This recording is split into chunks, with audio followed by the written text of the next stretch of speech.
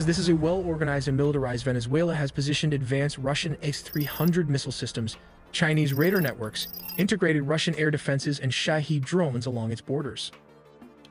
This creates a highly lethal and challenging environment that older S-16s would struggle to survive. As stated, around 150 aircrafts and a massive 8 U.S. destroyers were stationed there. It also has 3 amphibious aircraft carrier and surveillance plane to turn it into a massive command and control juggernaut capable of overcoming a modern military's air defenses.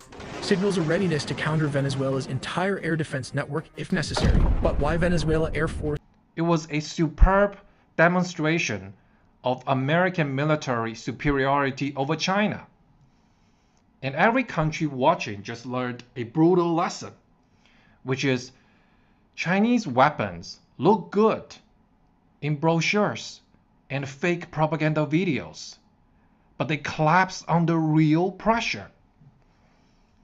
And let's be honest, Venezuela is not Ukraine. It's right next to the United States.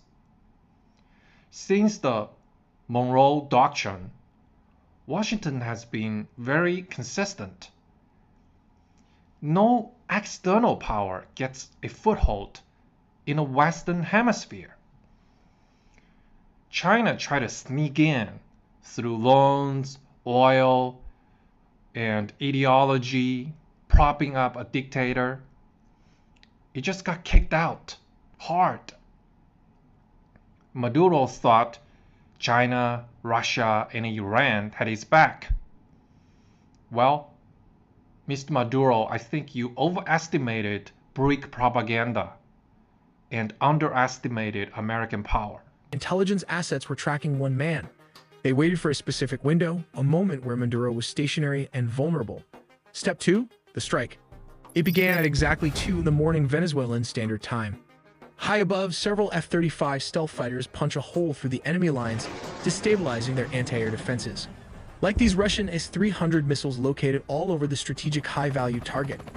With the skies cleared, the path opens for Delta Force helicopters to fly straight towards the mission. Here comes the deception as the helicopters flew. The jets started firing with more strikes as it hit Fort Tuna, the main military base and command center, and La Carlova Air Base, destabilizing Venezuelan air support. Reports from the ground describe widespread explosions and a sudden communications blackout. The chaos wasn't the goal, it was the cover.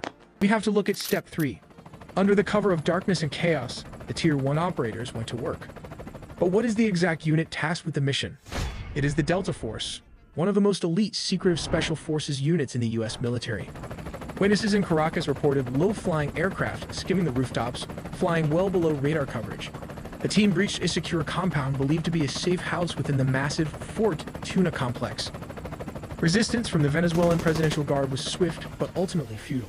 Operators breached the room so fast his security could not even react to the situation as the sound of flash grenades disoriented the security guard. Maduro and his wife, Celia Flores, were physically secured. This wasn't a negotiation. They were detained and immediately moved to the extraction point. They were airborne, leaving Venezuelan airspace and heading to a secure floating staging base in the Caribbean. This Operation Southern Spear has changed the geopolitical map of South America overnight. But wait, before after the extractions, there were reports of F-35 jets also leading the tip of the spear for the attack.